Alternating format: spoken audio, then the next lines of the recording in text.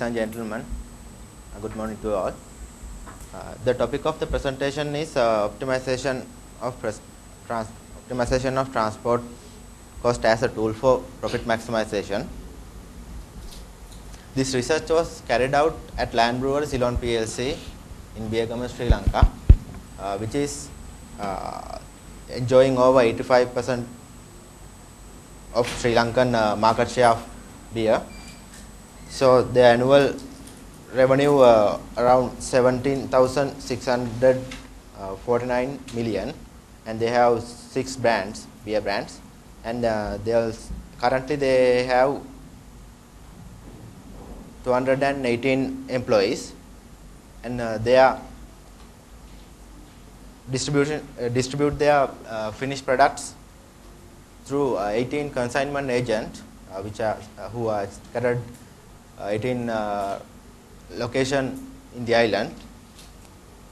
So the main objective of the research was to optimize transport cost by minimizing the number of truck movements, minimizing the quantity volume per kilometer, and minimizing the mileage of each vehicle in the fleet.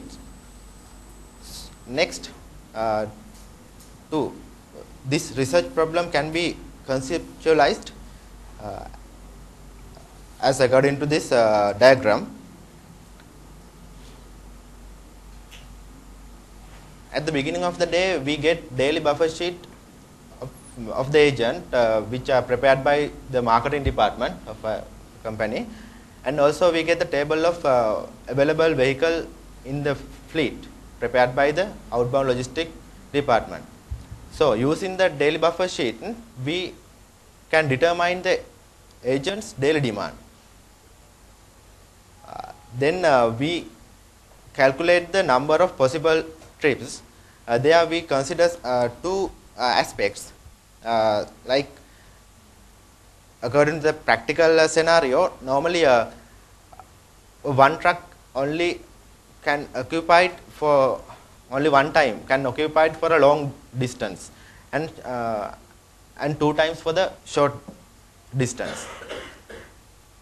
And from that, next we compute the total transportable capacity. How do we do that? Like we get the number of possible trips, multiply with the capacity of relevant truck. So after obtaining that two reports, daily demand of agents and total transportable capacity, we are checking for a condition to be fulfilled. What is it? It's like total transportable capacity should be greater than or equal to the daily actual demand of the agents. Otherwise, we cannot get a feasible solution. If it is yes, we can if this condition is fulfilled, the feasible solution is available. So we accept that.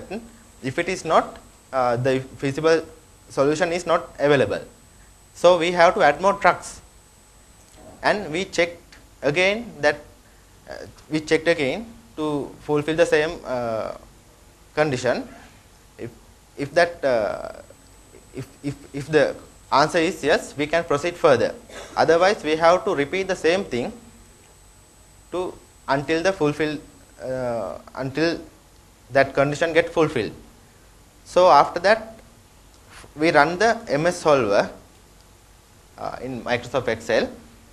Then we get the optimal solutions, like optimal values. So we routed them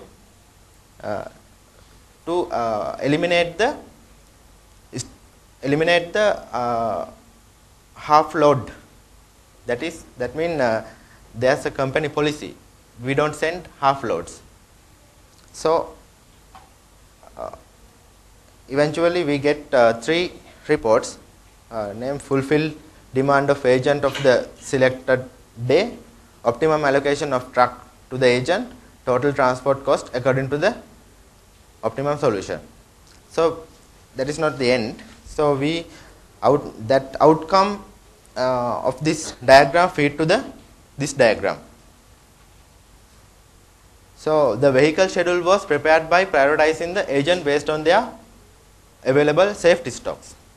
We have prepared an average sales data for each agent by considering their daily sales of the daily sales, and we can get the available buffer stocks through their systems, and we get the both reports, and we developed another report called buffer days of agents.